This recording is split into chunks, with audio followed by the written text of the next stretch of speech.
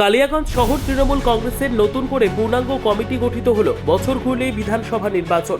সংগঠনকে শক্তিশালী করে তুলতে পুজোর আগেই কালিয়াগঞ্জ শহর তৃণমূল সভাপতির পদ পরিবর্তন করেছিল রাজ্য তৃণমূল কংগ্রেস। সেখানে রাজীব সাহাকে সরিয়ে পুনরায় প্রাক্তন শহর তৃণমূল সভাপতি সুজিত সরকারের হাতে দায়িত্ব তুলে দেওয়া হয়।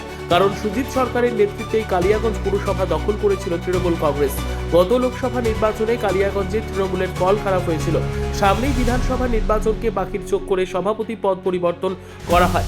উৎসবের মৌসুম থাকায় শহর তৃণমূল কংগ্রেসের নতুন পূর্ণাঙ্গ কমিটি গঠিত হয়নি। বুধবার রাতে জেলা তৃণমূল সভাপতি কানাইয়ালাল আগরওয়ালের উপস্থিতিতে 17টি ওয়ার্ডের জন্য 65 জনের পূর্ণাঙ্গ কমিটি গঠন করা হয়। কিছু নতুন মুখ উঠে এসেছে, আবার কোথাও পুরনোদের উপরই আস্থা রেখেছে দল। বিশেষ করে যেই সব ওয়ার্ড তৃণমূলের ভোট ব্যাংক পিছিয়েও বেশি বুথ রয়েছে, সেখানেই 2 জন করে ওয়ার্ড সভাপতি করা হয়েছে। আগামী 5ই নভেম্বর জেলা সভাপতি উপস্থিতিতে নতুন কমিটির সাথে বৈঠক করার পরেই তারা ঝাঁপিয়ে পড়বে সংগঠনের কাজে বলে জানান জেলা তৃণমূল সভাপতি কানাইয়ালাল আগরওয়াল। এদিন অন্যান্যদের মধ্যে উপস্থিত ছিলেন শহর তৃণমূল সভাপতি সুজিত সরকার, পুরসভার পুরপ্রধান রামনিবাস সাহা, উপপুরপ্রধান ঈশ্বর রজক সহ অন্যান্যরা। ওয়ার্ড থেকেই ওয়ার্ড সভাপতি করা হয়েছে, টাউন কমিটিতে টাউনের সহসভাপতিগুলো করা হয়েছে, টাউনের সম্পাদক করা হয়েছে, বিভিন্ন ধরনের পদ সবাইকে দেওয়া হয়েছে। আমি বলেছি আমি আসবো 5 তারিখের পরে, এদের সবাইকে নিয়ে বসে আমরা ভবিষ্যতে কি প্ল্যানিং করবো, পরিকল্পনা কিভাবে করবো আমাদের দলের প্রচারে, সেটা আমরা সেখানে ঠিক করবো। 65 জনের ডিজিটালি আমরা একটু পিছিয়ে আছি রায়গঞ্জ কালিয়াগঞ্জ।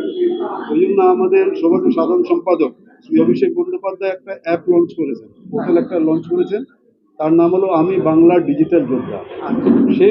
সেখানে অনেকেই রেজিস্ট্রেশন করিয়েছেন, কালিয়াগঞ্জেরও অনেকেই আছে।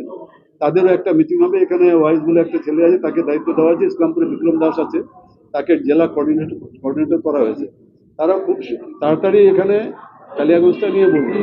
সেখানে তাদেরকে এইভাবে বোঝানো হবে যে আমরা কি কি কাজ করেছি, তাদের কাছে লিস্ট থাকবে, সেটা আপলোড করবে। যে কালিয়াগঞ্জের জন্য মমতা বন্দ্যোপাধ্যায় 2011 ক্ষমতায় আসার পরে কি কি কাজ করেছে, এখনো মানুষ এই ব্যাপারে কিন্তু ওয়াকিবল না। আমরা বলছি এটা আমরা লক্ষ্মীর ভান্ডার দিচ্ছি, আমরা স্বাস্থ্যসাথী দিচ্ছি, রূপশ্রী দিচ্ছি, আমরা বলছি, কিন্তু একদম ডকুমেন্ট তথ্য দিয়ে ওনারা ওইভাবে ওনাদেরকে বলা হবে যে আপনারা বাড়ি বাড়ি গিয়ে এগুলো সব বুঝাবেন।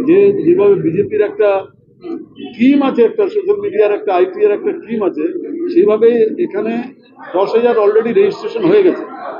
আমি বাংলা ডিজিটাল যোদ্ধা বলে 10,000 ইয়াং ছেলে, তাদেরকে ভলেন্টারিলি রেজিস্ট্রেশন তারা করিয়েছে।